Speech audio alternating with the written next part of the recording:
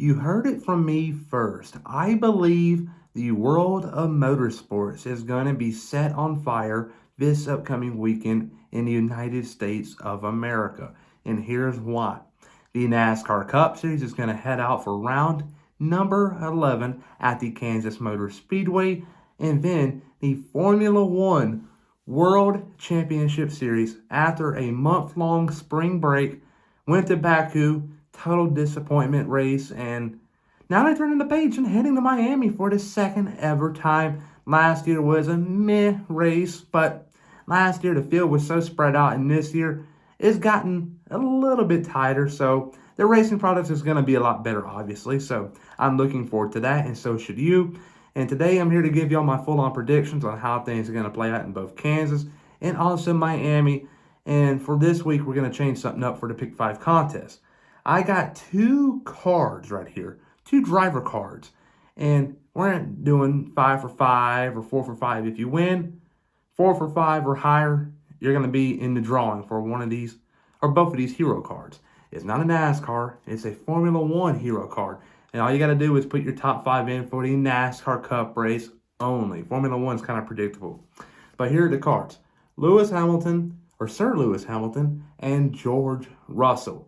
These are two Mercedes drivers, and I believe this weekend in Miami is going to be a tough one for them. But if they can hold it out strong, some big upgrades are coming for Imola. Enough said here, and on to the intro we go. Hey, I'm Lady here, and you're watching William Blackman on YouTube.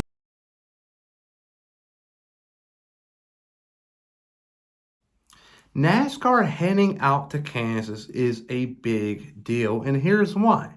The TV ratings this year in the Cup Series has been tremendously down. When Chase Elliott came back, we saw an increase at Martinsville and a big drop-off by 2.5% in Talladega, which caught me off guard, and I'm sure it caught a lot of other fans off guard. But I believe this weekend is very pivotal for NASCAR and its ratings because they're going toe-to-toe with Formula One. And a lot of people have been saying, including me, that Formula One is starting to become the premier motorsports in the United States.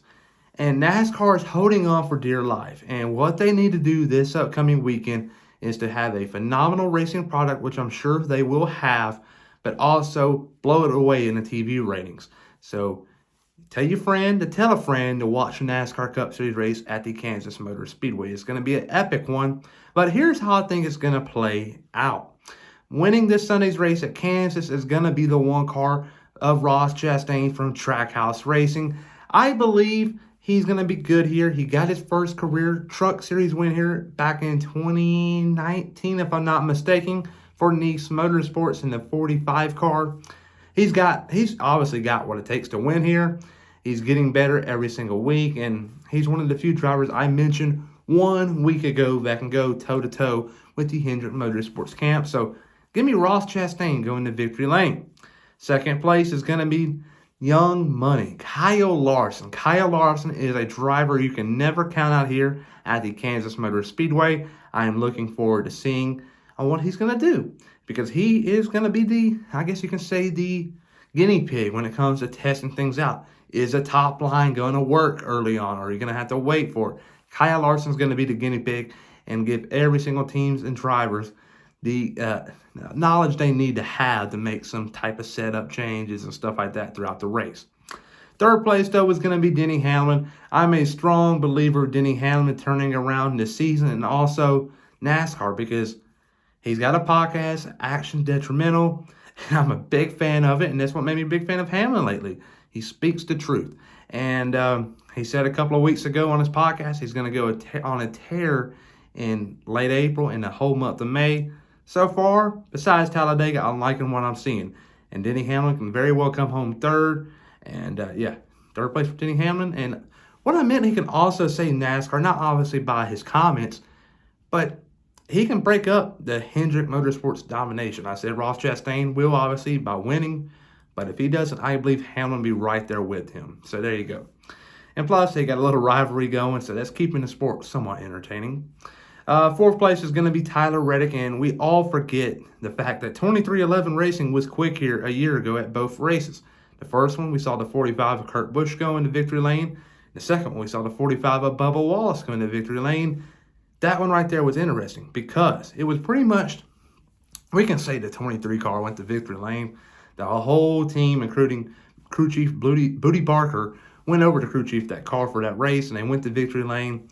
Good, big deal for that team. So they swept last year here. I don't think it's going to happen, or at least a spring race. We'll see how things go in the fall, but I just don't like their chances for this first race. But Tyler Reddick coming home 4th place. 5th place, though, but I am going to give a shout out to Billy Scott, his crew chief. He's always good here at Kansas, not just in 2311 racing history. Michael Waltrip Racing, Stuart Haas Racing. He's a good crew chief. So there you go. 5th place, though, is going to be Kevin Harvick. I'm liking what I'm seeing from him right now. He is not one of them drivers that typically announce their retirement and just fall off the map their final year. He is competitive, and I can very well see him going out big. He can go win a championship this year. He can come close like Jeff Gordon did back in 2015.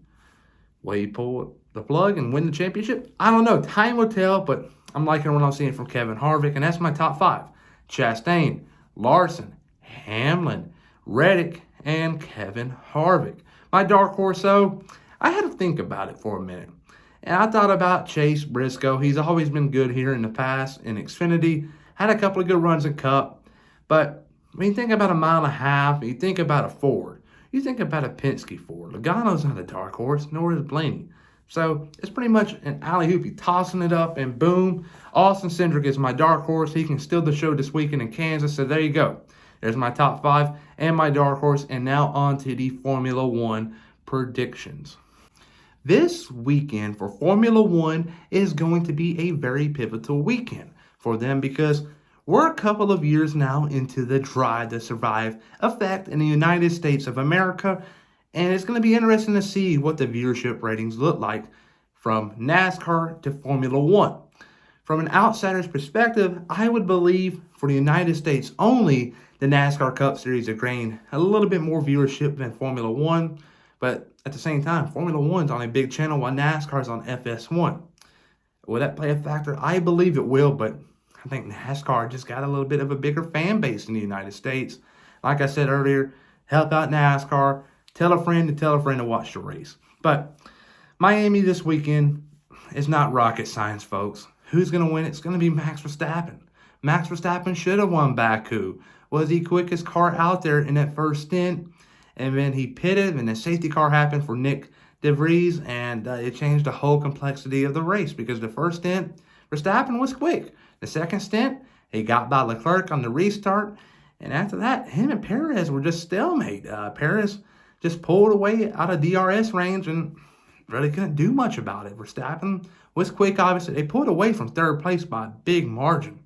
And there you go. Red Bull 1-2, Perez 1, Verstappen 2nd, and at about a mile away from Charles Leclerc. And the biggest disappointing thing for Red Bull entirely the whole weekend was not getting the fastest lap in the main race because George Russell got that.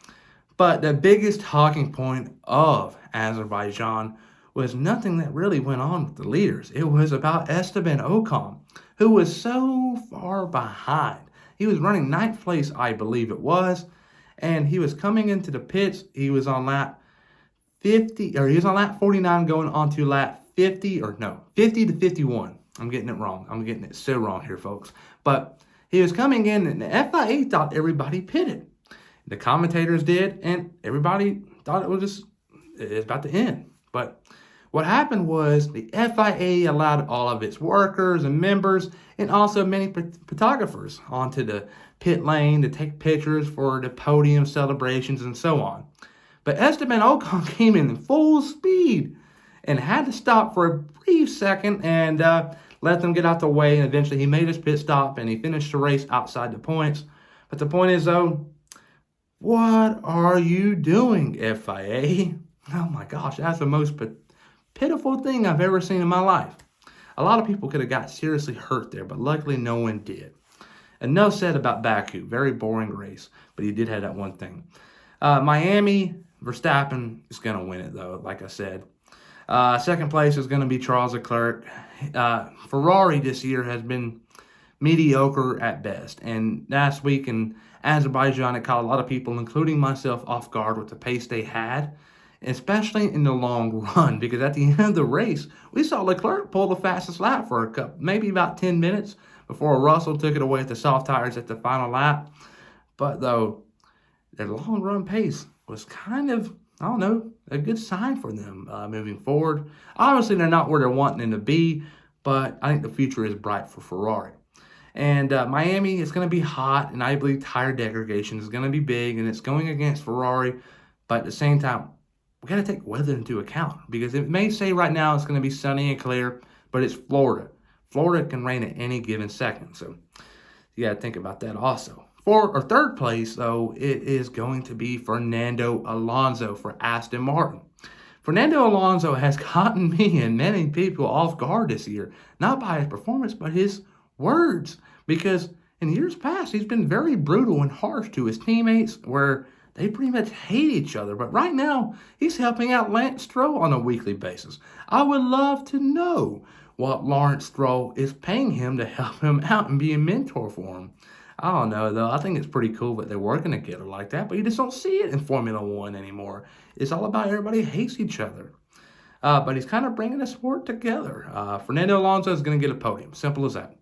Fourth place, though, is going to be Sergio Perez. He struggled here a year ago with sliding around the rear end axle and stuff like that.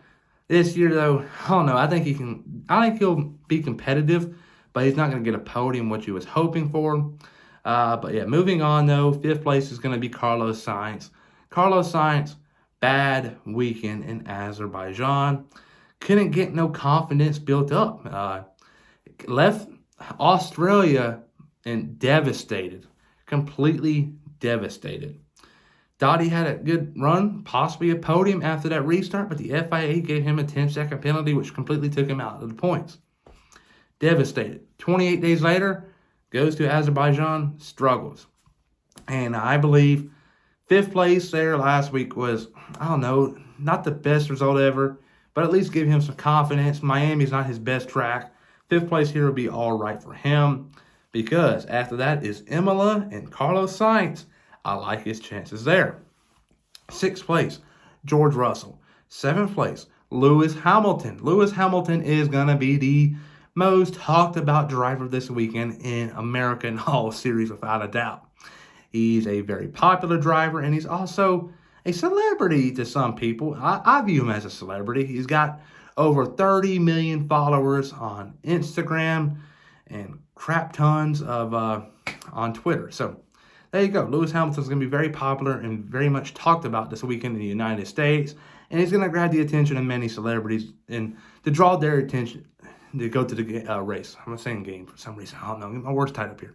But eighth place, though, is going to be Lance Stroll. Fernando Alonso is pretty much setting up Lance Stroll's car at this point in time, giving him brake balance, giving him markers for brake zones, like in Bahrain.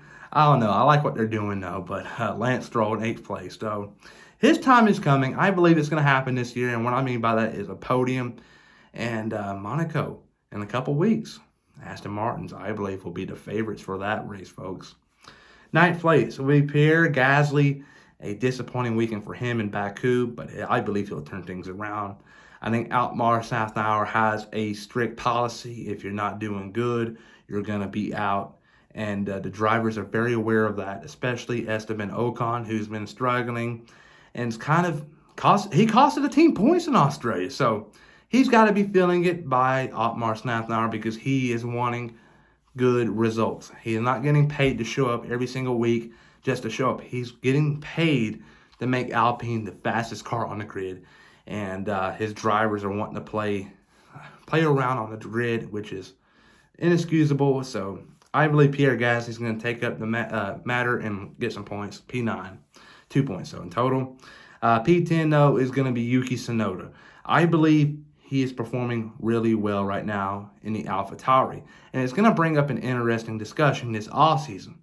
What does Red Bull do? Because Yuki Tsunoda, I believe, is right at the point to be promoted to the Red Bull team.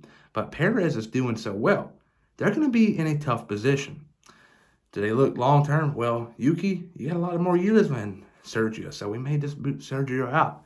Same thing Ferrari did with Vettel a couple years ago. How did that work out? It was kind of meh.